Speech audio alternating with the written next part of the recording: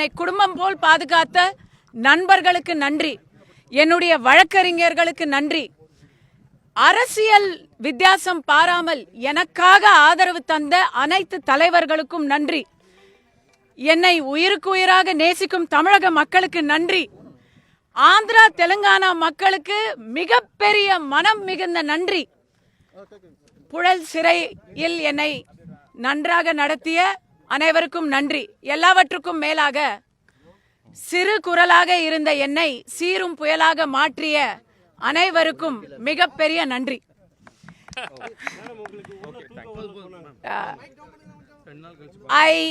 I would like to express my heartfelt thanks to my friends who are my family. I would like to thank my legal team. I would like to thank every political voice that rang in favor of me. I would like to thank all the public who wrote in social media for me. I would like to thank the people of Tamil Nadu for their stringent and solid love and support to me.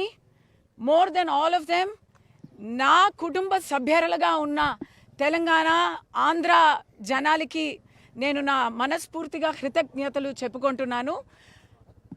And last but not the least, they say that you make a mountain out of a molehill. I went in as a molehill, I come out as a mountain, and they know who did that, and I thank them for that. செய்திகளை உடனுக்குடனும் துல்லியமாகவும் தெரிந்து கொள்ள subscribe பண்ணுங்க.